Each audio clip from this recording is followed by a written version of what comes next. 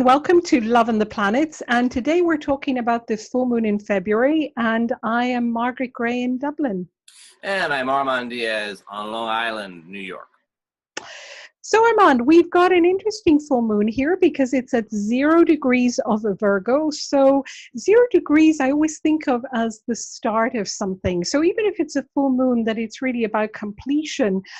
This feels like it's really kind of tentatively putting us into the territory of something new beginning to happen. What do you think?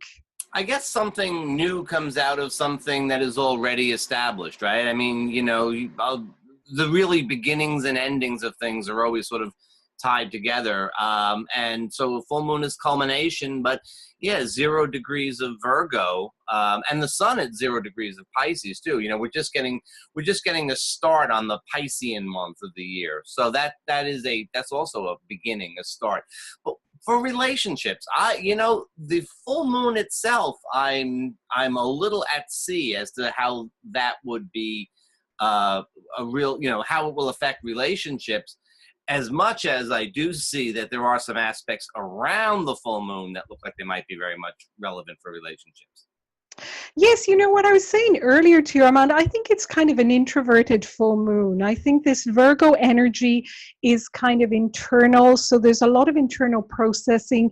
And what I always associate with the axis of Virgo and Pisces is, being of service versus sacrificing oneself. And I think that's maybe a theme in relationships of where am I wanting to offer something of myself to be of service to my partner, to my friends, to my community, to my family, and where am I maybe losing myself and becoming a martyr and giving part of myself up. So maybe to be a little bit aware of that dynamic. That sounds like, we often talk about the individual versus the relationship and that dynamic, often with the Aries Libra axis. But I think that you summed it up very nicely for the Pisces Virgo axis. Like, am I losing myself in the process? That's an important point. Now, just a day before this full moon, Venus meets Saturn in Capricorn.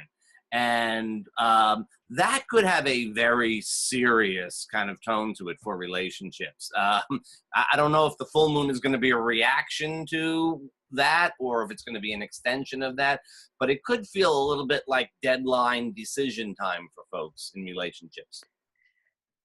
Yes, there's a lot of that heaviness with it, isn't it? That heaviness of kind of duty, obligation, responsibility, being practical, doing something. And I think this is a theme that's been running for the past few months and is going to be running really from here on into 2020. And we're going to, probably do that webinar, of course, on the transits of 2020 in relationships, because there's so much we need to talk about of those whole energies.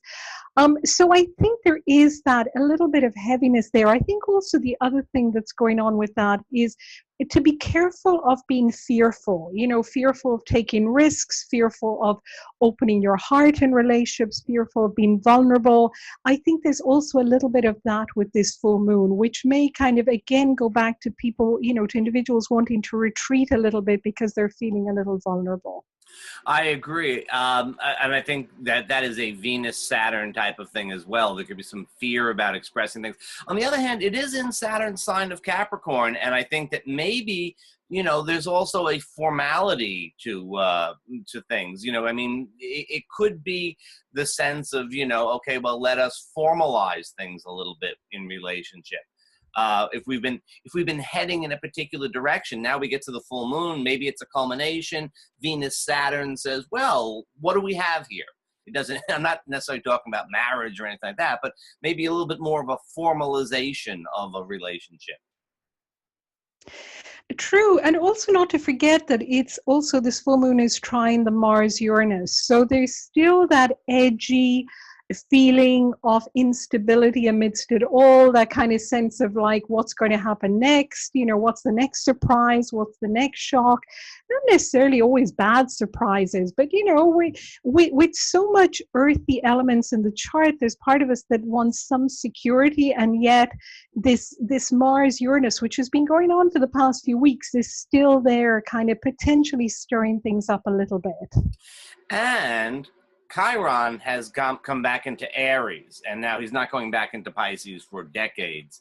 And that this happened just the day before the full moon. And I think Chiron in Aries, it can mean a lot of things. I think it's a challenge to us as individuals, though. It's a challenge to your ability to assert yourself as an individual. And of course, that does reflect back on relationships.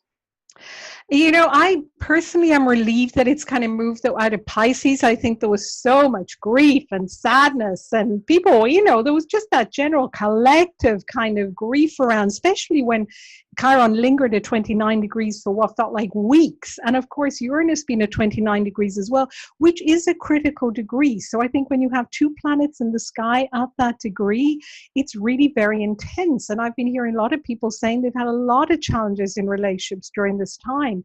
So I think with Chiron going into Aries, yeah, it's going to challenge our individuality. Where are we individuals? Where are we not? And our sense of self-empowerment, that sense of potency. I think that's certainly going to be about finding that out, discovering that about ourselves, which you already dipped into before. So now we're fully into it. So this is really going to affect anybody with planets in Aries, and particularly, of course, people with Chiron in Aries, because they're going to have their Chiron return. But really, if you've got planets like the Sun, Moon in Aries or Libra, that's really going to, you're going to begin to feel that. Or, of course, Capricorn or Cancer.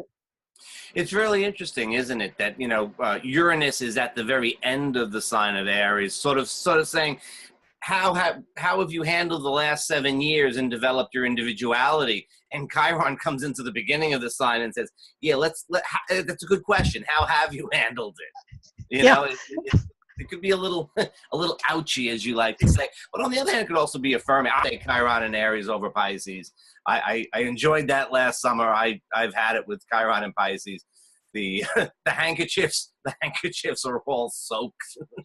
It's terrible. Totally. We all had to go around with boxes of Kleenex, literally. I mean, it was just so kind of tearful and so on. I mean, and I think Chiron in Aries really just has a whole different feel about it. And I think what might come up for people is maybe some anger, which is always better than depression and downness. So at least it gives people a sense of that energy coming up. And also not to forget that Chiron gives us a lot of insights, that we really learn a lot through Chiron. So it might help to get more clarity on what was going on that got stirred up with Uranus going through Aries, particularly in terms of us as individuals in our relationships, because it always comes back, as we say all the time, we have to know ourselves as individuals to be in a relationship with another individual. Well, someday we'll have a forecast that's all about how much fun we're going to have. I look forward to that, Armand. In the meantime, I guess it'll be the March forecast will be the next thing we will be doing. Absolutely. And don't forget to subscribe to our YouTube channel so that you hear about all the things we're doing. See you next week, Armand. Bye-bye. Bye.